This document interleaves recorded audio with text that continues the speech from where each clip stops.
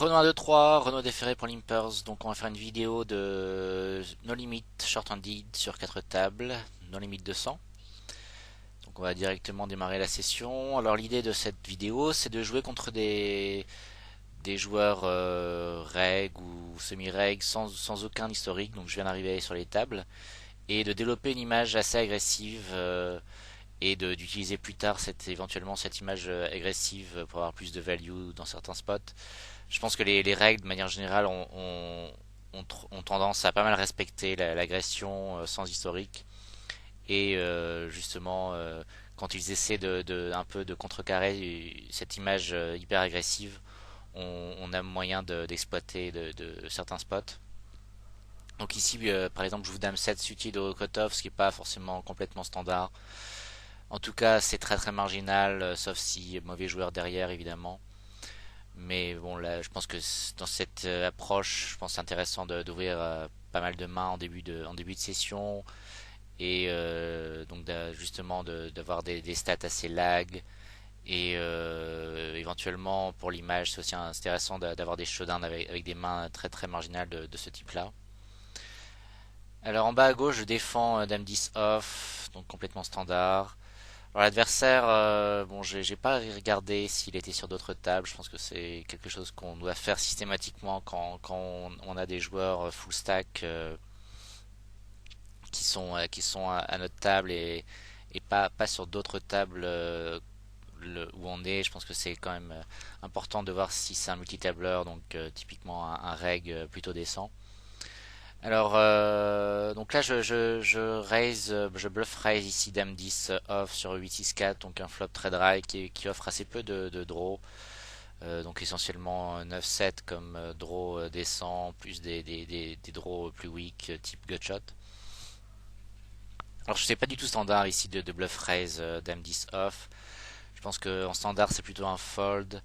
Éventuellement un float, mais j'aime pas trop le float non plus avec une main qui a assez peu d'équité en fait face à des overpairs. Je pense qu'on peut flotter des mains type As-10 plus, Roi Valet plus, etc. Alors dans les vidéos, je pense qu'il y a dans pas mal de vidéos de Limpers, on a comparé floating et bluff raise, mais je pense bon, c'est toujours intéressant de revenir là-dessus. Ici, donc si on veut vraiment faire un move avec Dame 10 off, je préférerais le float au bluff raise. Donc l'idée du float, c'est évidemment de remporter assez régulièrement le pot au turn. Éventuellement prendre la carte gratuite lorsque notre équité augmente sensiblement et qu'on n'a évidemment pas envie de devoir abandonner notre équité sur un check raise. Donc typiquement, si j'avais décidé de flotter et si le turn était un 9 par exemple, j'aurais souvent checké derrière et bluffé river pour faire folder R ou hauteur As, hauteur Roi évidemment. Donc, je disais donc on va préférer le float lorsque la turn est une carte que lorsqu'on touche au turn, c'est une carte que l'adversaire va souvent barreler en bluff. C'est-à-dire si on compare par exemple ici Dame 10 off et 9-5 par exemple, donc 9-5 qui a une gutshot et overcard. Je pense que c'est des mains qui ont sensiblement la même équité face au range de ces bêtes de l'adversaire mais qui en fait n'ont pas du tout les mêmes propriétés. C'est-à-dire qu'avec 9-5, j'aurais plutôt tendance à bluff raise, dans le sens où les cartes qu'on touche vont souvent être des cartes que l'adversaire va pas barreler en bluff et va soit check folder, soit barreler si lui-même améliore sa main. Donc je pense on a assez peu d'aspect bluff catcher lorsqu'on flotte avec 9-5, alors que c'est pas le cas avec Dame 10 et encore plus avec des mains plus intéressantes type As-10, As-Valet, où là l'adversaire va quasiment tout le temps barreler en bluff l'As, voire deux barreler Turn et River pour nous faire folder des mains type Pair plus Gutshot, etc.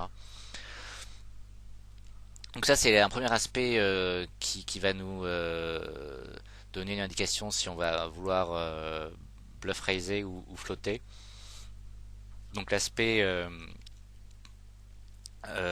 carte au turn que l'adversaire va barreler en bluff ou check fold, check folder.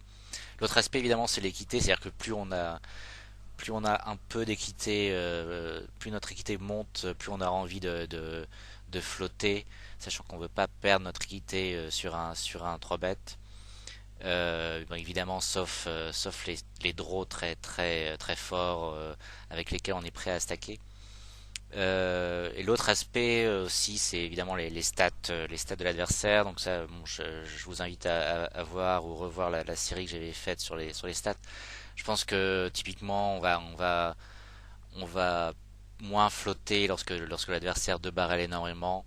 Sauf éventuellement, on va flotter avec l'intention de bluff raise turn, mais ça il faut vraiment un joueur très particulier pour envisager ce type de ligne. Mais typiquement, on va plutôt flotter sur des joueurs, contre des joueurs qui s'ébêtent énormément mais qui ne barrel pas énormément. Donc, sachant que évidemment l'idée du float c'est quand même de remporter assez régulièrement le coup au turn. Et aussi le dernier aspect, juste pour terminer sur ce floating versus bluff raise, c'est aussi en termes d'équipe de range, comment notre range global est perçu par l'adversaire. C'est-à-dire que si on a une range de call qui est très faible, notre range perçue qui est très faible sur les calls, l'adversaire aura plutôt tendance à barreler indépendamment de ses stats. Et même chose pour le bluff raise, l'adversaire aura éventuellement plutôt tendance à 3 bet bluff ou call light si on a une range perçue de bluff raise qui est très faible. Donc voir aussi en termes d'équilibre de range sur les flops, c'est-à-dire on aura plutôt tendance à flotter si notre range de call est plutôt forte et inversement. Donc ici je décide pour revenir sur la main, donc de raise Dame 10 off, ce qui est pas du tout standard, mais c'est toujours dans l'image, dans l'idée d'avoir une approche assez agressive sur ces tables. Et je décide de barreler ici le 9 qui me rajoute un peu d'équité avec double gutshot, double gutter. Donc là je pense que c'est close, turn, je pense que c'est assez close entre check, check et prendre la carte gratuite et bet turn, bet river. Ce qui a évidemment aucun sens, c'est de bet turn et check river sans amélioration. Les seules cartes où je check river, c'est évidemment le 10 et la dame. Alors, donc je pense que je préfère quand même contre la grande majorité des adversaires de bet turn et shove river. Je pense qu'il y a un aspect sizing qui est assez important. C'est-à-dire qu'on ne veut pas faire un sizing trop important au turn lorsqu'on décide de barrer les turn et river.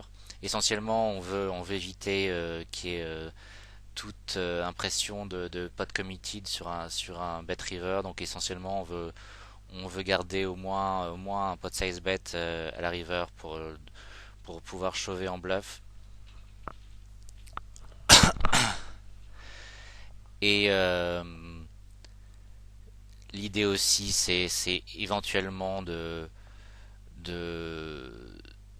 avec un sizing plus faible, je pense qu'on induit moins de raise avec des mains type combo draw. Alors ici, je pense que le board est quand même assez drawy, donc je pense que un adversaire standard va assez régulièrement raiser toutes ses mains fortes qu'il a décidé de flatter au flop. Donc ça peut être top 2 au flop, ça peut être 8-9 qui trouve top 2 au turn, les brelans, les quintes, etc. Donc je pense qu'on va être assez régulièrement check raisé turn sur un board aussi drawy par les mains fortes, sachant qu'a priori on a très peu de pure bluff dans notre range, enfin de mains qui ont a priori zéro showdown équité, comme c'est le cas ici, mais je pense que c'est vraiment une exception dans notre range.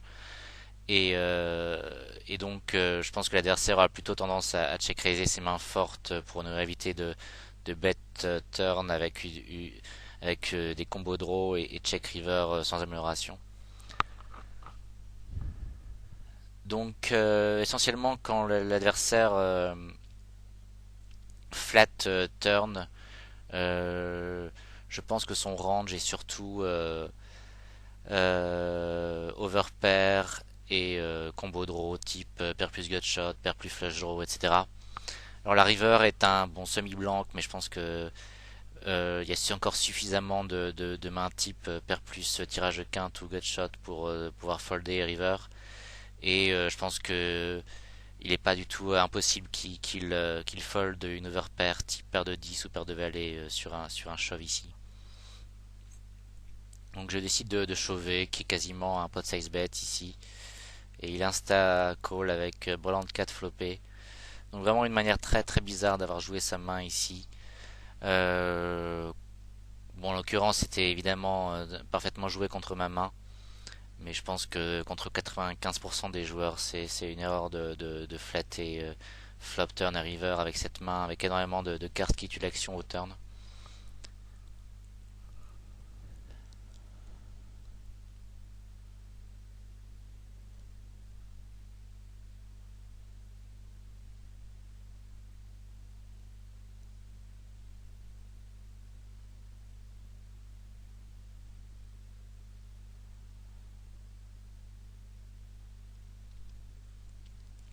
Mais je pense que la réflexion sur les sizing, c'est quelque chose d'assez important. Et bon, j'ai réfléchi sur mon jeu, donc de No Limit, je pense que l'aspect, j'avais toujours tendance à avoir un sizing quand même assez systématique. Essentiellement pour ne pas avoir de problème d'exploitabilité, de leveling sur les sizing face à des régulars. Mais je pense que contre des joueurs inconnus, il y a énormément de sizing à exploiter. Et je pense qu'on va aussi voir ça dans cette session. Alors ici je suis min raise, donc j'ouvre au cutoff et je suis min raise par a priori un mauvais joueur au small blind. Donc évidemment je flatte le min raise et sachant il est plus que full stack et vu mon image il est évidemment hors de question de tenter quoi que ce soit. Je pense que a priori en standard c'est pas du tout un spot de bluff et si on veut bluffer ce genre de board ça nous oblige à 3 barreler face à des mains type paire de roi etc. Mais là en plus compte tenu de l'image il est évidemment hors de question de tenter quoi que ce soit. Alors je prends une note ici, je pense que c'est intéressant de prendre ce genre de notes avec des lignes pas du tout standards. Donc c'est des notes qui complètent les stats. C'est vraiment le genre de choses qui ne peuvent pas transparaître dans les stats. Alors je vais revenir sur la main en haut à droite, donc avec paire de dames. Là encore, je pense que c'est une problématique de sizing qui est assez intéressante. Donc bon, évidemment, je sais bet ce flop pour value. Je pense que sans historique, il n'y a pas du tout intérêt à checker et induire quoi que ce soit. Ça reste un flop sur lequel on a quand même pas mal de value avec une overpair face à des combos draw. Enfin, essentiellement pour faire grossir le pot et avoir de plus de value au turn, qui est là où au moins les deux streets de value standard qu'on aura avec ce type de main sur ce type de flop. Donc là ici je décide de faire un gros sizing turn. Je pense que c'est assez important dans la mesure où sur ce flop là encore l'adversaire aura très souvent des mains type pair plus gutshot, pair plus tirage de quinte, donc des mains qui le foldera a priori jamais au turn sur un sizing inférieur à un pot size bet. Donc j'ai ouvert au small blind et il a flatté au big blind, donc évidemment un range très large de flat ici qui inclut énormément de mains, donc type paire plus tirage de quinte sur ce flop. Donc quasiment une mise du pot au turn, je pense que c'est assez important et l'idée c'est de miser environ la moitié du pot river. Donc je pense que c'est ce qui va maximiser la value totale en termes de sizing sur ce board. Donc sur un blanc, j'aurais fait environ la moitié du pot. sachant que essentiellement le range de l'adversaire est quand même très très faible au final sur ce board. C'est essentiellement une paire et paire de 9 au maximum. Donc un sizing adapté à la valeur globale du range de l'adversaire. Et en même temps, c'est un sizing qui, avec une partie du range de l'adversaire, va laisser penser à l'adversaire qu'il a pas seulement un bluff catcher. C'est par exemple s'il a une main type 9-8, il peut éventuellement penser que je value moins bien, mais bon, a priori, ça sera très très rarement le cas. Donc je pense que c'est vraiment important d'avoir un bon sizing ici et pas un sizing trop fort. Alors avec l'As, évidemment l'As change énormément les choses. Je pense que c'est assez close entre check et bet. Je pense que contre un inconnu, c'est un check fold sans historique particulier. C'est-à-dire que je pense qu'un joueur standard va rarement transformer en bluff une main qui a quasiment tout le temps ici une paire au flop. Donc je pense que c'est assez close entre bet et check fold. Et si on bet cette fois, je pense que faire un sizing à mi-pot n'a pas vraiment grand intérêt. C'est-à-dire qu'on veut ici avec l'as qui apparaît, c'est vrai que c'est une carte qu'on va régulièrement bluffer. Donc l'adversaire par contre maintenant sait qu'il a uniquement un bluff catcher en main. Il est hors de question que je value moins. Donc je pense qu'on peut, si on décide de miser, on peut se permettre de faire un sizing de 2 tiers du pot qui est plutôt un sizing adapté à un bluff. Et si on fait mi-pot cette fois-ci, l'adversaire peut penser qu'on reste en value, en fine value. Et c'est un spot où éventuellement il foldera plus avec une sizing à mi-pot qu'à 2 tiers du pot. Mais ici j'ai décidé de checker, donc avec l'intention de check folder. Je pense que c'est relativement close entre bet et call. Je pense que encore une fois, je pense que les adversaires ont plus tendance à respecter sans historique face à sûrement à ce qui est face sûrement à un reg. Donc je pense qu'il va plutôt folder régulièrement sur cette river sans historique face à un reg.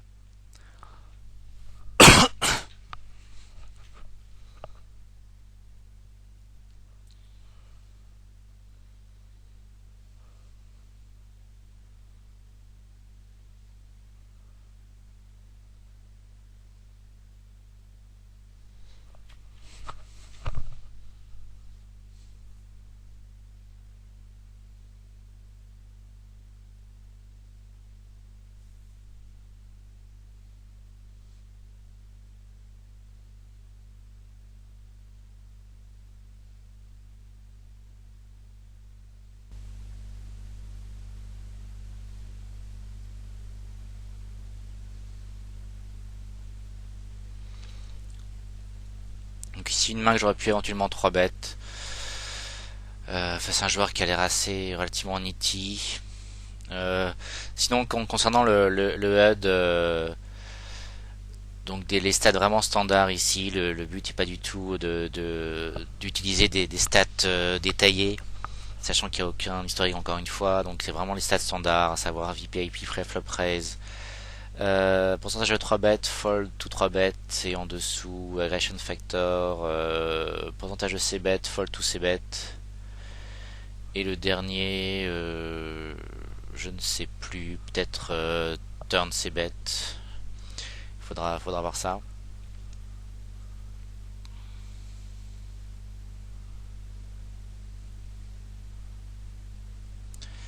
Donc ouais, typiquement 17 off, c'est une main qui n'est pas défendable au big blind face à une ouverture de bouton, mais qui peut être éventuellement 3BT. Là, c'est vraiment pour des choses, c'est un concept quand même ultra standard. C'est contre un joueur qui fold trop sur les 3 bêtes, donc qui a un pourcentage de fold autour de 65% et plus, voire 70% et plus. Donc ça sera, donc c'est un joueur contre qui on utilisera plutôt des ranges de 3 bêtes polarisées. Mais je pense que dans l'ensemble, je pense que pas mal de joueurs ont poussé un peu trop loin le concept de 3 bêtes polarisées. Et en Hextex, je pense que c'est très rare aujourd'hui d'avoir envie de polariser ces ranges de 3 bêtes. On aura plutôt des ranges avec le top 20% ou top 15% ou top 12% de sa range plutôt que des ranges polarisés contre des joueurs assez difficiles en high stakes.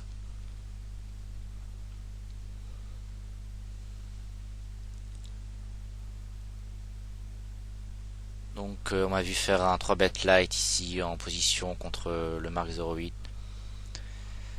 Donc comme on peut le voir, pas mal de respect de la part des adversaires, ce qui était relativement attendu.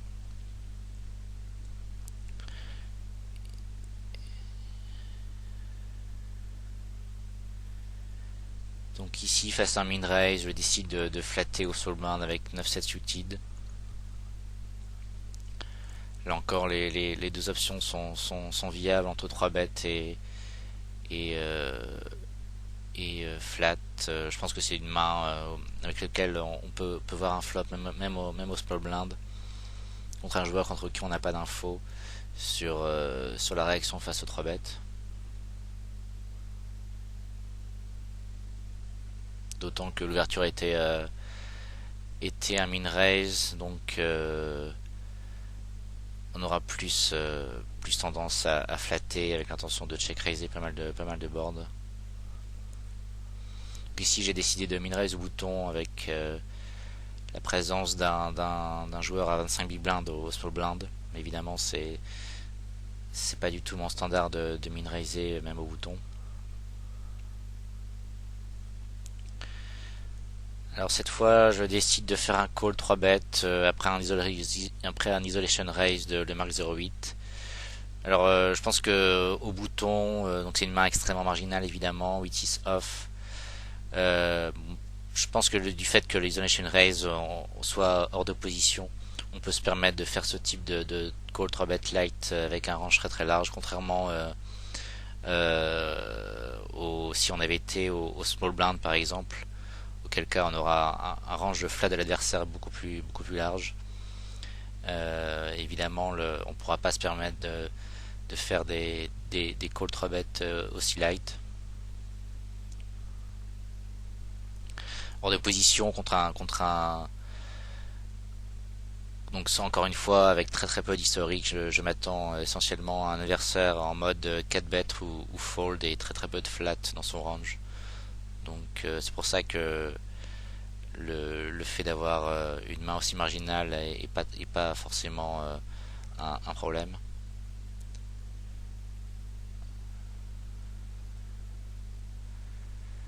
Donc ici je décide de 3-better Dame Valet suited. Donc là encore c'est plutôt un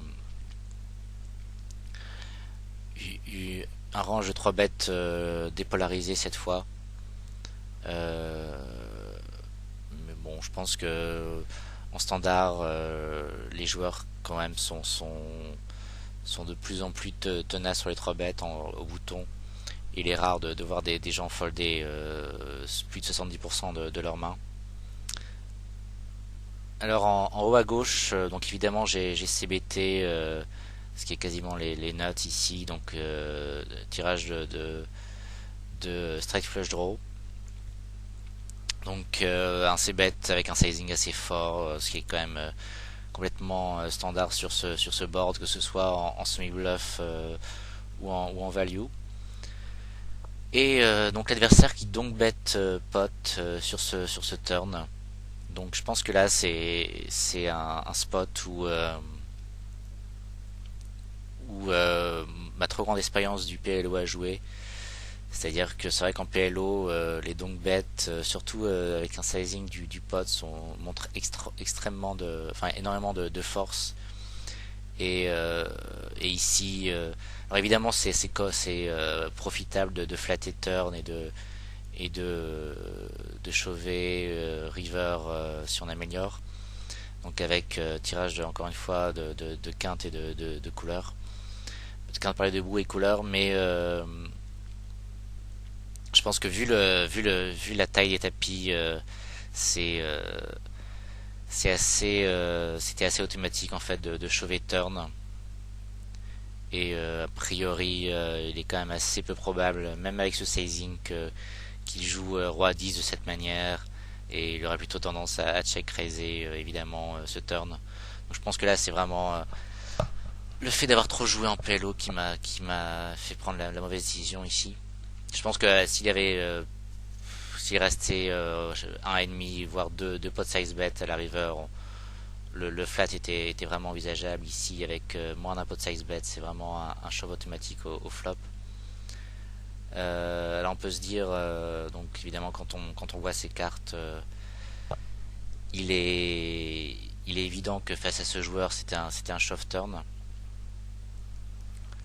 Alors on peut se dire que ça peut paraître un peu résultat oriented, mais je pense que justement quand on fait des sessions a posteriori comme ça, quand on commente a posteriori, l'intérêt c'est de voir ce qui est résultat oriented, ce qui peut être résultat oriented et ce qui ne l'est pas. Je pense que par exemple le 4-4, enfin le volant de 4 floppé de tout à l'heure, je pense qu'à partir du moment où on décide de bluffer, de bluff raise le flop, je pense que le bet turn et bet river restent corrects, même si l'adversaire nous a montré volant de 4 dans ce spot. Contre lui, c'était pas forcément correct, même si ça reste très très close. C'est-à-dire que sachant qu'il a Borland 4 dans son range, on peut penser que c'est très très close entre prendre la carte gratuite au turn et bet turn, bet river contre un joueur, mais par contre contre un joueur inconnu. Donc avant de connaître ses cartes au showdown, je pense que c'est complètement correct de bet turn et bet river ici, sur la main de tout à l'heure. Avec ici le valet 9 en question. Donc évidemment contre ce joueur, une fois qu'on voit ses cartes, il est évident qu'il fallait shove turn. Mais je pense que c'est aussi le cas contre un joueur inconnu, donc sans avoir eu ses cartes au showdown. Je pense que c'est un spot où il va être rarement en value en tant que bet turn ici, et qu'il va préférer check raise turn énormément de mains pour value. Donc encore une fois, je pense que ce qui est intéressant dans les commentaires a posteriori, c'est aussi de séparer, enfin de voir ce qui peut être justement, enfin essayer de voir ce qui est résultat oriented et ce qui ne l'est pas, et de voir en quoi le fait de voir les cartes change notre perception des décisions ou pas.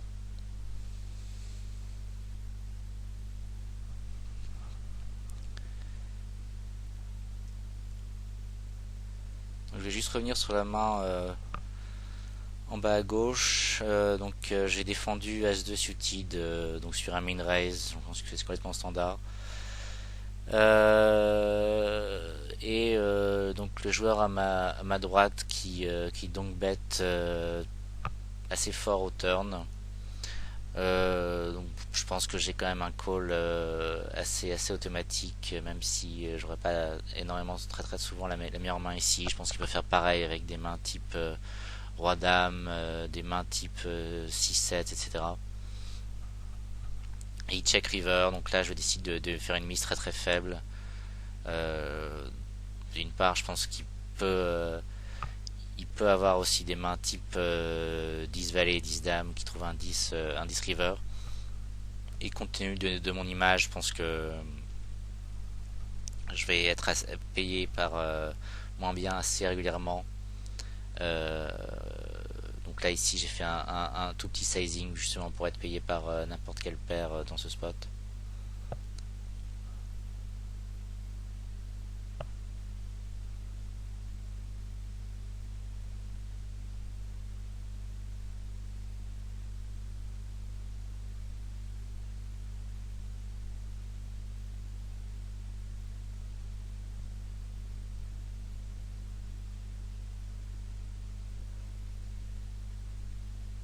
Donc je décide de donc bêter ma gutshot au flop. Je pense que c'est relativement marginal, sachant qu'il y a quand même Je pense que j'ai très peu d'équité sur un call. Donc je pense que le check fold ici face à un limper est meilleur.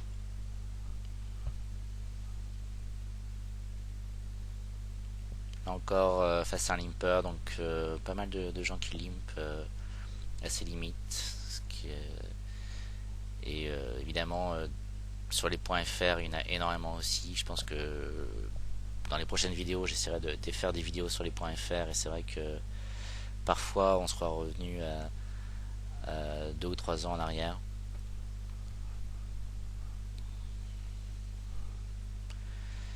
Donc à nouveau un quasi min raise de Roger Rabbit, et je décide de 4BT évidemment. Je pense que j'aurais pu faire un 4bet, un sizing de 4 plus important, sachant que donc déjà c'est quand même un sizing relativement gros de 4 bêtes en soi par rapport à si on fait relativement un sizing de 3 bêtes. Mais j'aurais pu encore une fois j'aurais pu faire un sizing plus gros pour value. Ici je décide de CBT, de faire folder tous ces mains avec air, sachant que j'aurais en plus un peu d'équité sur un call avec un sizing évidemment minime, donc moins la moitié du pot. Je pense que j'aurais pu faire un sizing encore plus faible au flop. Et donc je suis collé au flop, évidemment j'abandonne la suite du coup. Alors sur la main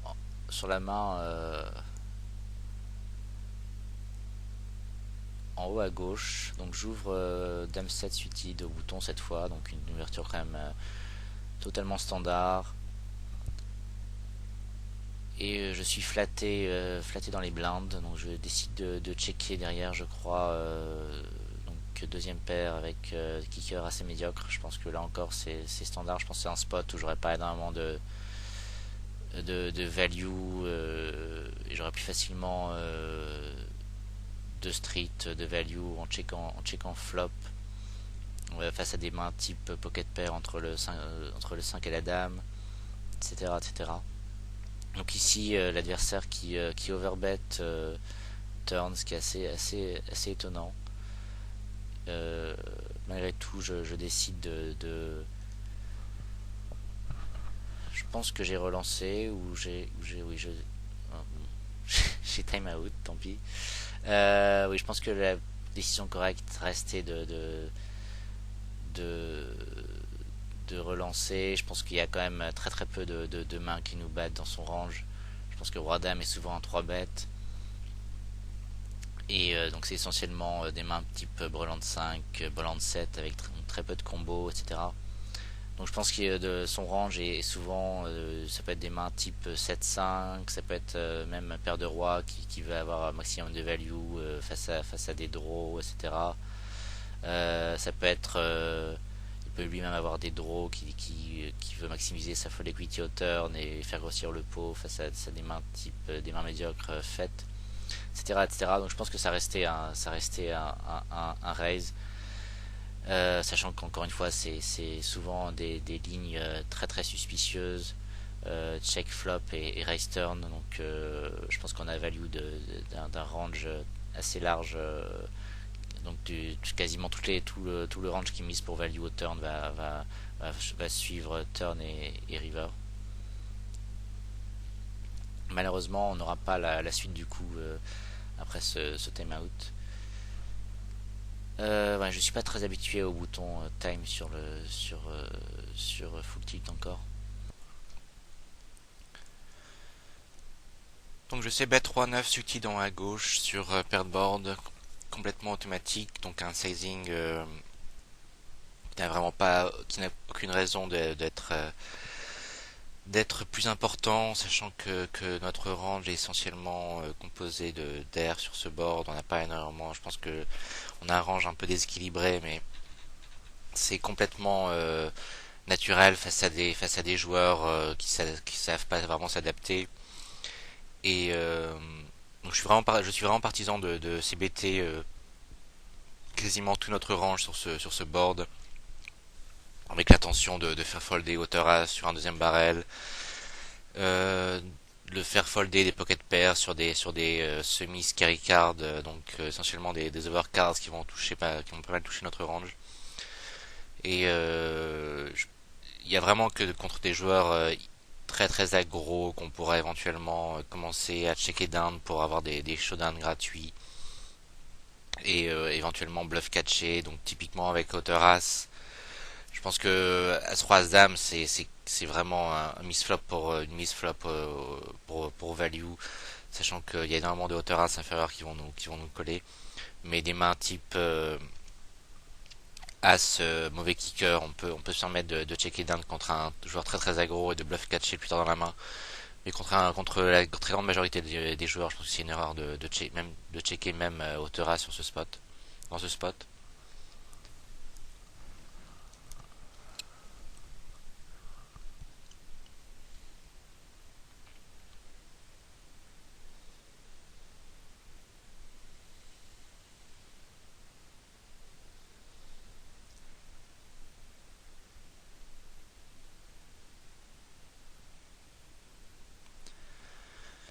Donc en haut à droite, un 3 bet light avec une main qui n'est pas vraiment défendable, mais qui n'est pas non plus très très loin d'être suffisamment bonne pour défendre au big blind face à une ouverture du bouton. Et donc le 3 bet peut devenir profitable si l'adversaire fold trop sur les 3 bêtes ou est beaucoup trop fit or fold prévisible sur les pots 3 BT même en position. Donc ici je fais face à un 4 bet, évidemment je décide de folder sans historique. Enfin, de toute façon c'est une main avec laquelle je vais toujours folder. Je pense que j'ai jamais suffisamment d'équité pour soit pour flatter, soit pour même chauver. Donc en à droite la table devient heads up, donc je vais abandonner cette table et chercher une autre short and deal. Je préfère me faire une session complètement short and deal dans cette vidéo.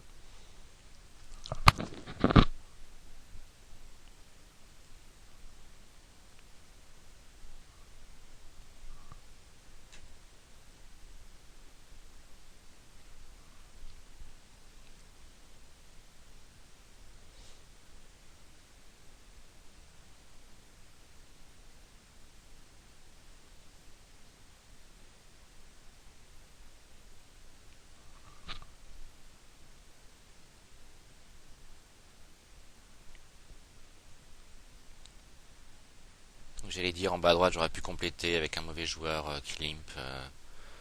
Je pense que c'était même assez indispensable. Et ici en haut à gauche, j'aurais pu 3 BT light face à un joueur qui a posté. Je pense que c'est assez dépendant des joueurs. Certains vont rester très très serrés dans leur range d'open après avoir posté euh, sans doute par erreur, alors que d'autres vont être beaucoup plus larges avec l'espoir de remporter les blindes dans pas mal de cas. Je pense que contre un joueur inconnu, ça reste un 3 bet light possible avec une main type 6-3 suited en position.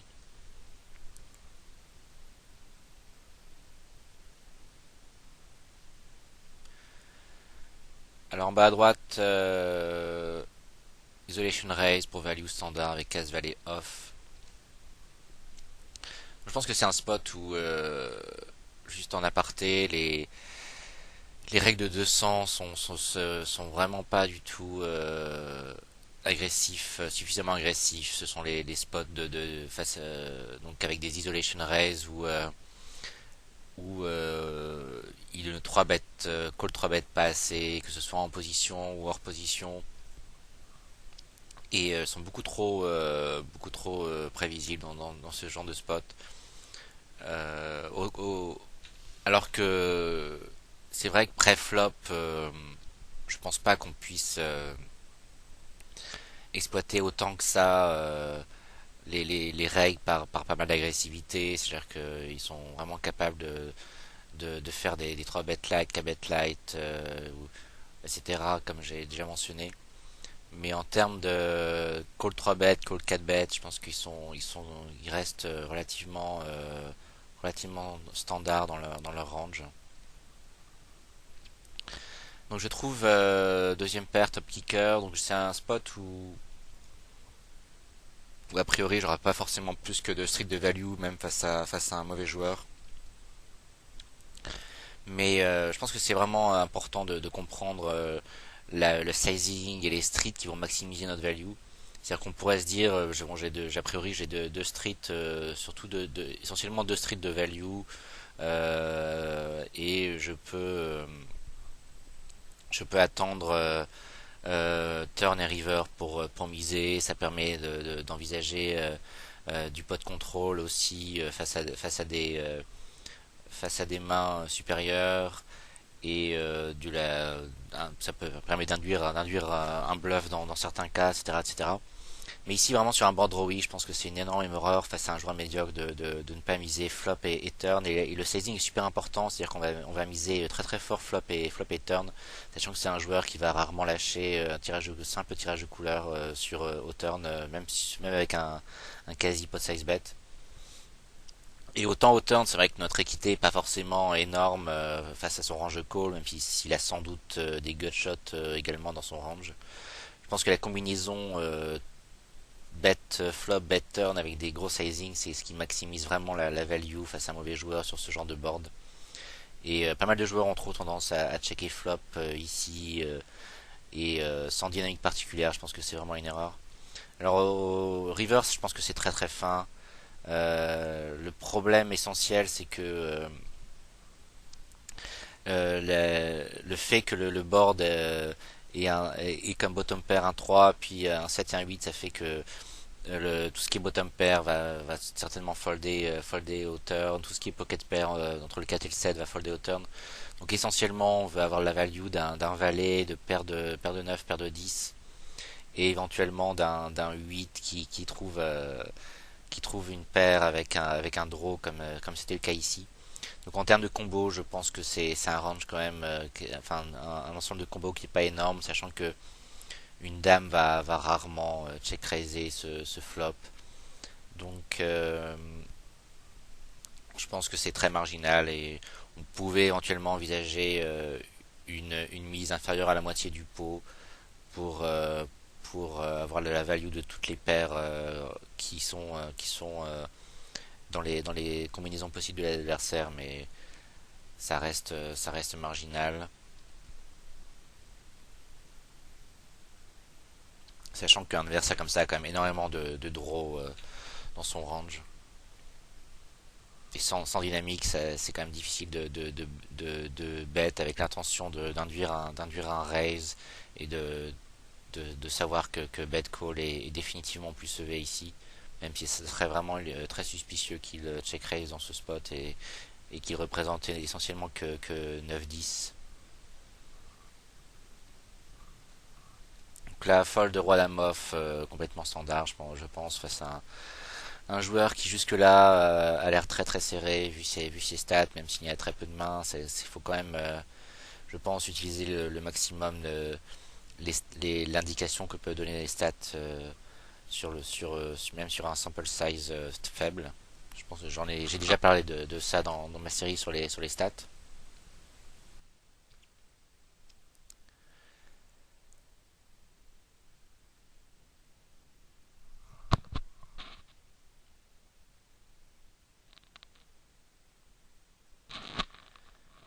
Donc ici limp au bouton de Roger Rabbit, donc le joueur assez vraiment faible des tables ici qui multitable, c'est assez étonnant. Alors donc je fais face à un check flop. Alors on l'a déjà vu slow player en position des mains vraiment assez curieuses. Donc bon, c'est pas exclu qu'il ait un slow player, mais c'est vraiment pas le genre de main auquel on va mettre un énorme poids dans son range. Donc je pense que le bet turn est vraiment automatique pour avoir de la value d'un 8 qui décide de faire du pot control et évidemment de toutes les paires toutes les pocket pairs inférieures au 8, les mains type As-3 qui trouvent paire de 3 hauteurs, etc., etc. Donc river, le 8 paires et ici, donc je pense qu'il y a vraiment très très peu de value à miser. Je pense que c'est un check et là je sais pas du tout ce qui m'est passé par l'esprit. C'est évidemment un check fold river. Je pense qu'il y a énormément de 8 dans son range. Et je le vois jamais transformer un 3 en bluff ici. Je pense que le check call aurait plus de sens si le 3 le 3 donnait des draws supplémentaires ou si le board avait été valet 9-3, rainbow et 8 de cœur par exemple. Je pense que ça aurait évidemment le check call aurait beaucoup plus de sens dans le sens où il y a énormément de droits ratés. Ici, je sais vraiment pas du tout ce qui m'a traversé l'esprit. C'est un check fold assez automatique en fait. Bon, il montre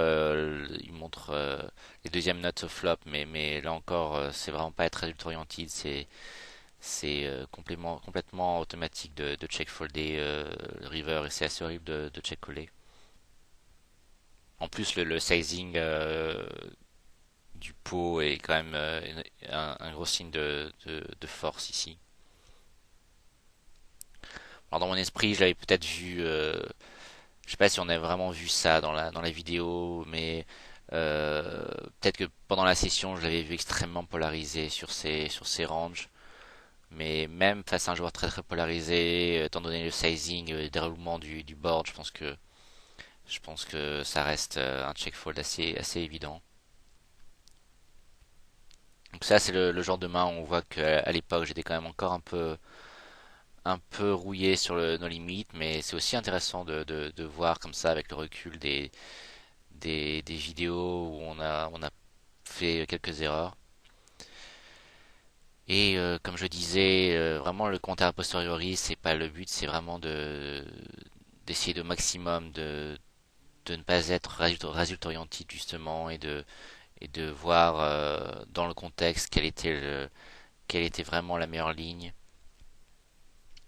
et quelles sont les indications aussi que donnent les cartes montrées et est-ce que le fait d'avoir montré certaines cartes change ce qu'on pouvait penser de ce qu'était la meilleure ligne, etc., etc. Enfin, je pense que c'est assez clair pour tout le monde, mais je voulais juste rappeler ça. Donc ici je trouve As-9 off au Big Blind et je décide de squeeze. Je pense que c'est un spot relativement décent pour squeeze avec une main qui est là encore très très marginale pour défendre et je pense que c'est un fold standard si on décide de pas squeezer. Alors ici on a un joueur quand même relativement lag avec des stats de 24 de 22 jusque là, pas mal de fois sur les 3 bêtes et là un joueur dans le small blind qui a pas vraiment montré d'intention, enfin on n'a pas vu encore de spot où il slow payait des grosses mains à small blind afin d'induire un squeeze. Moi-même j'ai pas fait énormément de squeeze. Donc toutes les raisons pour penser que le squeeze est une bonne ligne ici. Donc on a As-9 off qui offre un bloqueur avec classe et quand même un peu d'équité face à un range, même un range assez serré de flat. Alors c'est vrai que parfois on sera dominé sur un flat pré-flop par des mains type As-10 suited, As-Valet off, etc.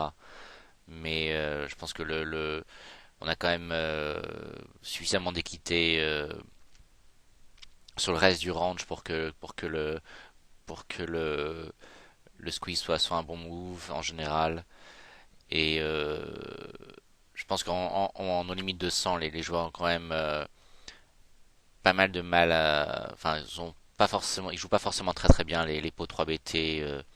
Et contrairement au jeu pré-flop où l'agression commence à être maîtrisée, je pense que comme j'ai déjà mentionné, les leaks apparaissent vraiment post-flop et en particulier sur les pots 3 bêtes. Donc on va s'arrêter là pour cette vidéo. Donc c'est vrai que bon, j'ai pas forcément atteint l'objectif annoncé, c'est-à-dire utiliser énormément de lignes agressives et exploiter ça par la suite. Mais malgré tout, je pense qu'on a eu des discussions intéressantes, surtout sur les sizing. Et je pense que dans la suite de la session, il y aura plus de spots liés à l'agression et on pourra vraiment, vraiment s'intéresser à ça donc dans la deuxième partie de cette vidéo. Donc je vous dis à très bientôt pour des nouvelles vidéos de nos limites et sur les forums. Bye bye.